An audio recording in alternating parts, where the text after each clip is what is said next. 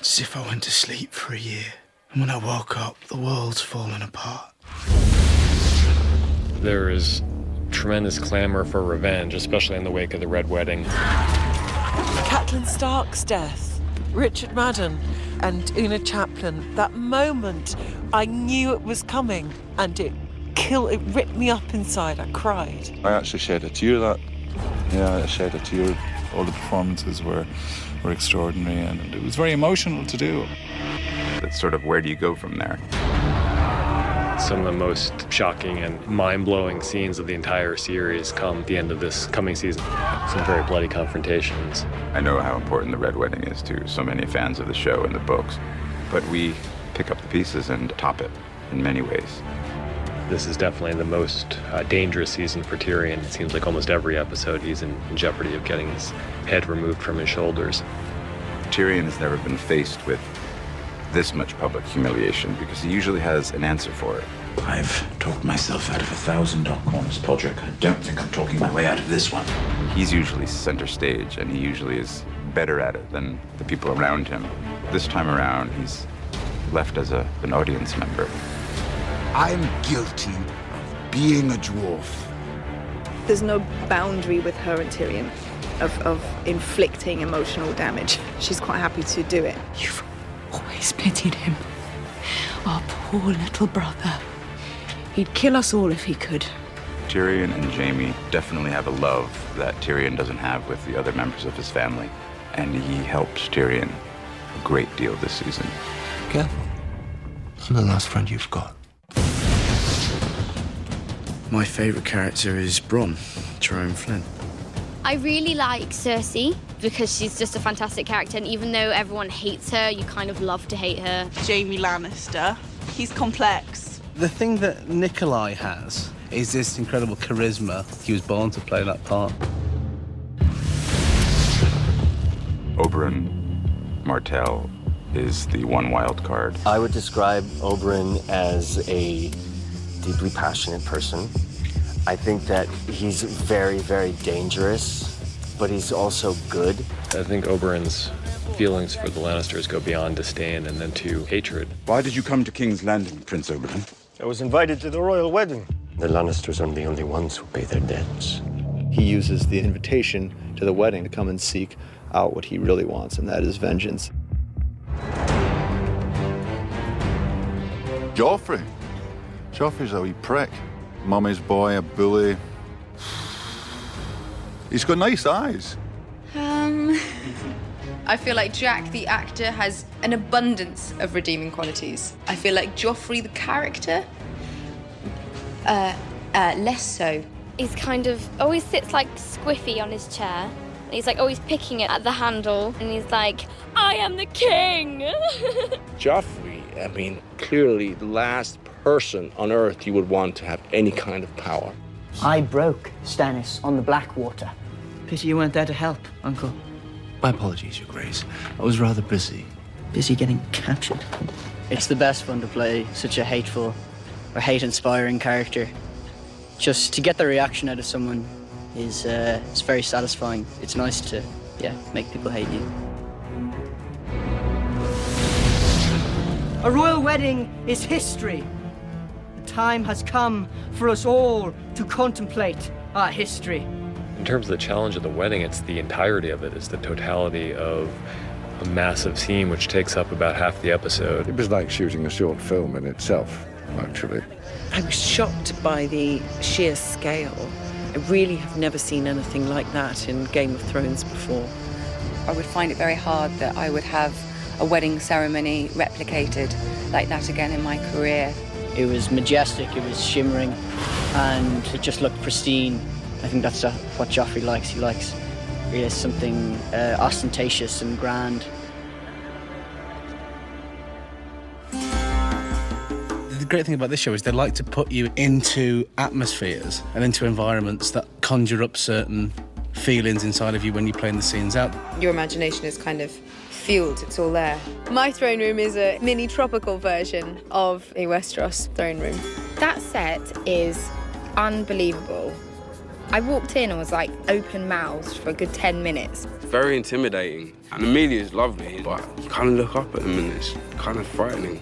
She's exploring what kind of a leader she could be. How can I rule 7 kingdoms if I can't control a single city?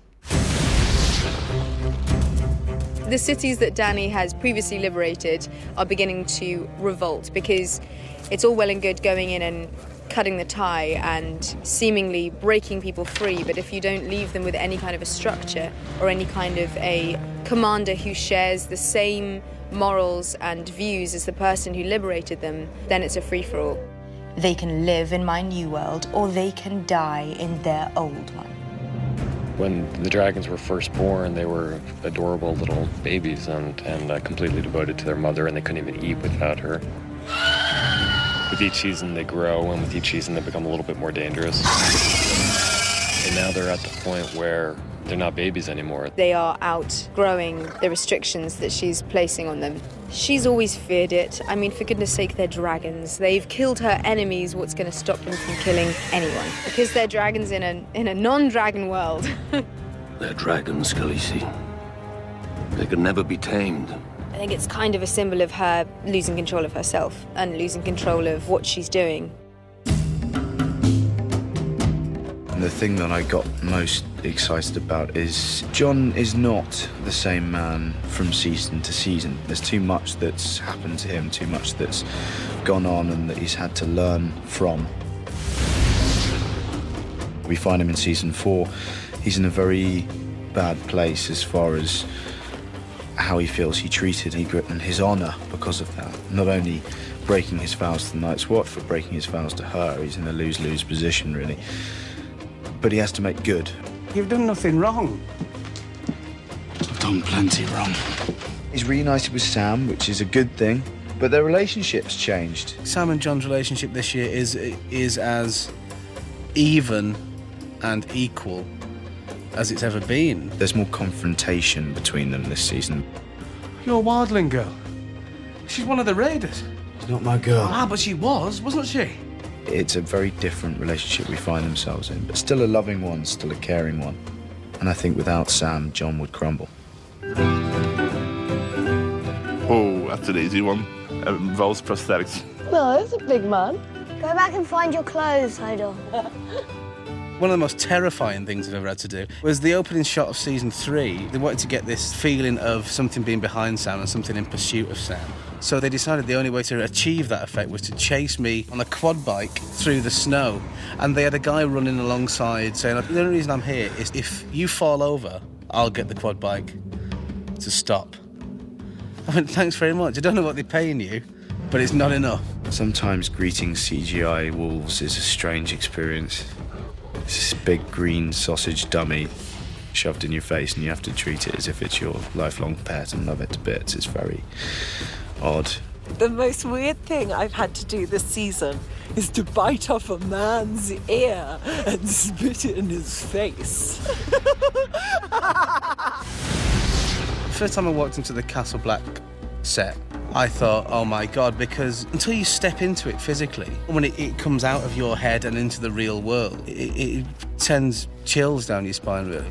Chopping off Theon Greyjoy's companion was probably quite OMG. When I read that, I was like, whoa, really? Every day on this show is an OMG moment, really, because there's always surprises in it. You're always in a really cool location, or you've got a great prop, or, the set is incredible. The thing that's amazing about the places we shoot is you just don't know what to expect. So you turn up and you're like, wow, this is so much grander than I could have expected or could have ever imagined. The biggest OMG moment is when you think you're nearly finished and then you've got 5 hours to go. Well, Nikolai and I tried to do a dance number walking down the steps of the court. We thought it was fun. And the extras were all laughing and dancing. But the crew was really tired, and I don't think they responded. And then we just heard from the 80s, like, still rolling, reset. Whenever Maisie's around, there's usually a lot of sleepovers, and we do a lot of knock and runs on people's hotel doors. You'd see Dame Diana Rigg playing backgammon with Daniel Portman, and See Lena giving a massage to someone, and everyone's just chatting and joking around, and that's a really nice moment. Everyone else gets the badass quotes. I think the best quotes are Bronze quotes. Any line he has is witty and intelligent and hilarious. You don't fight with honor. He says, no. He did. Okay, well, there was that scene where he said, Hodor. Hodor? Hodor. Hodor. That was definitely a badass one. I think it would be when Ygritte's head is on that rock. Strike hard and true, Jon Snow. I'll come back and haunt you. Oh, that was a great line. Well, there's one this year when she's talking about nothing. Maybe nothing is worse than this. Nothing isn't better or worse than anything. Nothing is just nothing. I think that makes you really think about all the different characters and it kind of puts things into perspective. Oh, Dracarys. Dracarys. Definitely. I believe that's probably the most badass quote. I think Maester Luwin. He was very much a father figure for Bran, and to not have him, I think, is probably a disadvantage to Bran. Be Rob and Catelyn. So hard. The big one that set the whole tone for Game of Thrones being known for a show where no one is safe was Ned Stark. And that completely shocked me.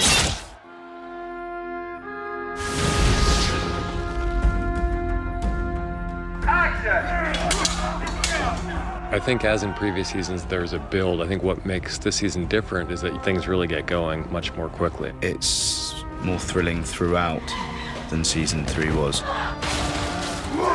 There's definitely objectively more action, and there are a whole lot of things on the production front that we've never done before.